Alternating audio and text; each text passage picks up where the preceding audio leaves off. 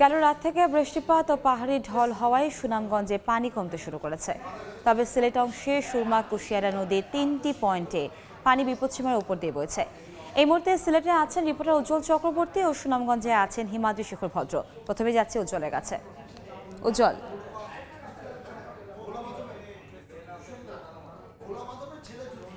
গত কয়েকদিনের টানা বর্ষণে ভারতের মেঘালয় এবং আসাম রাজ্য থেকে পাহাড়ি ঢলে সিলেটের নির্মাঞ্চল অনেকটাই প্লাবিত হয়েছে। বিশেষ করে 5টি উপজেলা গোয়াইনঘাট, কানাইঘাট, কোম্পানিগঞ্জ সহ যে নির্মাঞ্চলে যে উপজেলাগুলো আছে সেগুলো কিন্তু অনেক মানুষ কিন্তু পানিবন্দী আছে। সেখানকার যে উপজেলা নির্বাহী কর্মকর্তা তার সাথে আমি কথা বলেছিলাম। তৌহিদুল ইসলাম, গোয়াইনঘাটের যে উপজেলা নির্বাহী কর্মকর্তা, তিনি কিছুক্ষণ আগে আমাকে জানিয়েছেন যে নির্মাঞ্চলে যে কানাইঘাট পয়েন্টের যে সুরমা কুশিয়ারা যে নদীগুলো আছে সেগুলো পানি কিন্তু কিছুটা কমতে শুরু করেছে। তবে সুরমা নদীর পানি বিপদসীমা ছুঁই অবস্থান করছে বলে আমাদেরকে এখানকার যে স্থানীয় নির্বাহী কর্মকর্তা তিনি কিন্তু জানিয়েছেন। বর্তমানে আমি যেই জায়গাটি আছি সেটি হচ্ছে সিলেট শহরের তালতলা এলাকায় ফায়ার সার্ভিস সিভিল ডিফেন্সের যে স্টেশন সেটি কিন্তু তলিয়ে গেছে। কিছুক্ষণ আগেও কিন্তু এখানে কিন্তু পানি বৃদ্ধি অব্যাহত আছে।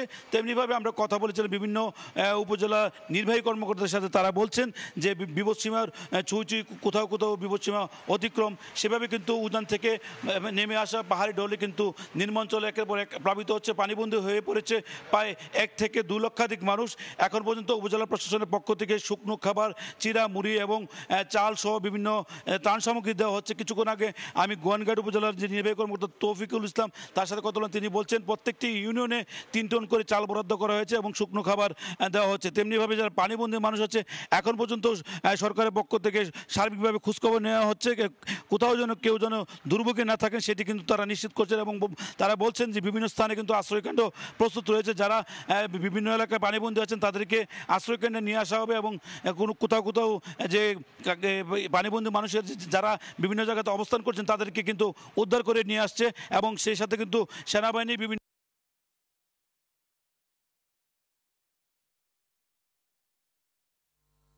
যে আশেপাশে যে বসতি বাড়িগুলো আবাসিক সেগুলোতে কিন্তু পানি প্রবেশ করেছে। তারা কিন্তু অনেকটা দুর্ভোগের মধ্যে আছেন। তাদের যে দৈনন্দিন কার্যক্রম সেটা কিন্তু অনেকটা ব্যাহত হচ্ছে বলে তারা আমাদেরকে জানিয়েছেন। এখানকার আপনাকে জানিয়ে রেখে গোয়াইনঘাট, কোম্পানিগঞ্জ ওই এলাকায় কিন্তু নির্মাঞ্চল, এখানে ভারতের মেঘালয় এবং আসাম রাজ্য থেকে চেরাপুঞ্জির ব্যাপক বৃষ্টিপাতের কারণে কিন্তু এই পানি বৃদ্ধি অব্যাহত আছে এবং যদি আগামী 24 ঘন্টার মধ্যে যে আবারও বৃষ্টিপাত সে কিন্তু পানি বৃদ্ধি কিন্তু অব্যাহত থাকবে বলে আমাদেরকে এখানকার স্থানীয় প্রশাসনের পক্ষ থেকে জানানো হয়েছে। বর্তমানে যে আপনি দেখতে পাচ্ছেন যে বর্তমানে কার্যক্রমগুলো এখানে সেটি কিন্তু এখানে যে ফায়ার সার্ভিস কর্মীরা তারা কিন্তু এখানে পানিবন্দী অবস্থায় আছেন।